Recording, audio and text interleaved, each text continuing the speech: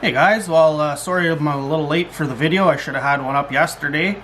I've just been swamped. I got laid off at the end of January. I knew it was coming, that was alright. The contract was coming up. We actually stayed on site for about 3 months past the contract. And then a new contract was awarded and the company I was with didn't get it. So I was hoping to get on with the new contractor, but it didn't work out. So I've been off for the last month, which was kind of nice because I got some renos around here done. We took the nursery, which was my daughter's room, and we converted that back into the computer room, and then kind of the spare messy room we turned into her room. So she's got a full-size room like my son, so she's happy. And did some other odds and ends. And my wife kept asking if I could make this or make that, and then she said, you know, my friend would like this. Do you think you can make that for my friend? And it kind of spun from there. I ended up opening a little woodworking business. It's called In the Sticks Woodworking. You can find it at www.inthesticks with an S woodworking.com. I'll leave a link down below.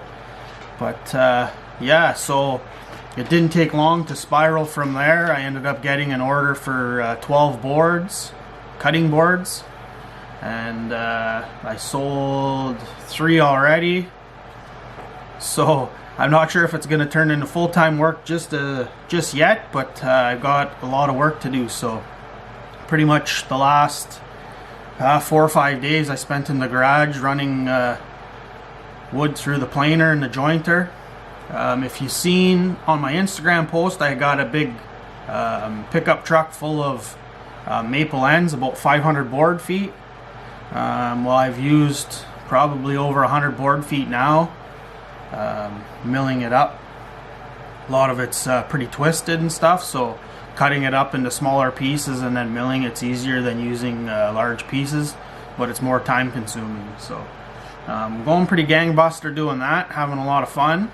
But that's why there was no video. I haven't been out doing anything for probably 2 weeks or 3 weeks. I think the last time I went out was with one wildcrafter, Jeremy, and we went for a night fish and we didn't even get a bite. So, but that's kind of what's going on. Bit of an update.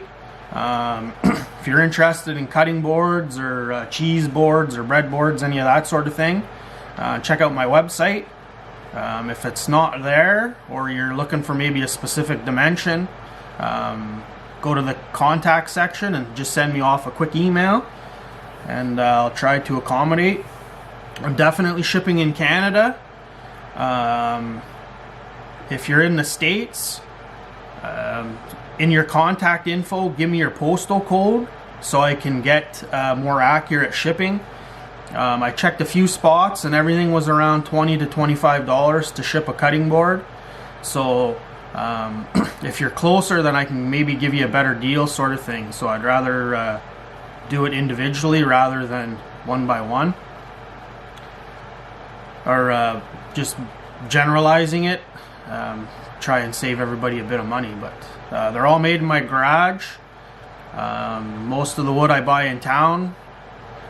I use a mineral oil to soak the boards, and then I use a beeswax mineral oil paste. I call it puddle paste, that I rub onto the boards, and it gives it a really nice soft silky feel. That's local beeswax.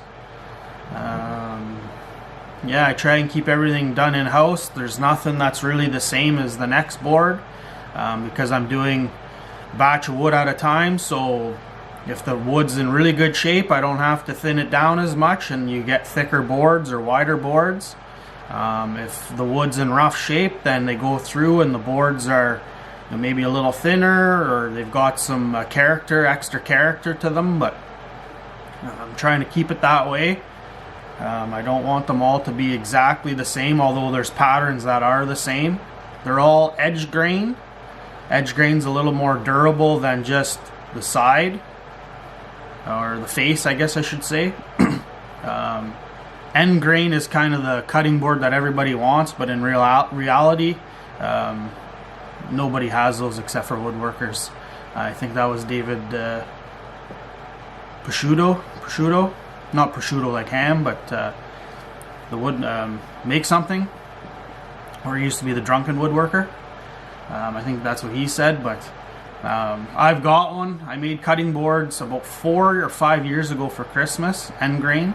I made 6 of them and I kept one, so I gave one to my parents, the wife's parents, her brother, my sister, and maybe my brother. I can't remember. Good old phone. But they've survived. Everybody's been using them every day. There's nothing wrong with them, so I had some interest in them when I made them, and I really didn't feel comfortable selling them because that was kind of the first time I had ever made them, and I didn't want to mass produce them and then have them fall apart the first time someone used them. So pretty durable, really nice. I enjoy making them. I also done some cheese boards and stuff. I'm just kind of working out some patterns so that I can make a pattern and use my flush trim router to make nice edges and that sort of thing. So be sure to check out the site, and I apologize for the video. I'm not sure when the next one's going to be up. Like I said, I'm kind of swamped and I'm in between jobs, so I'm kind of job hunting, and you know how it goes. So anyways, guys, I appreciate the support and understanding for the no video this week, but if there's no video next week, maybe I'll just give you a tour of the dirty garage, and that's it. So cheers, guys, and thanks again.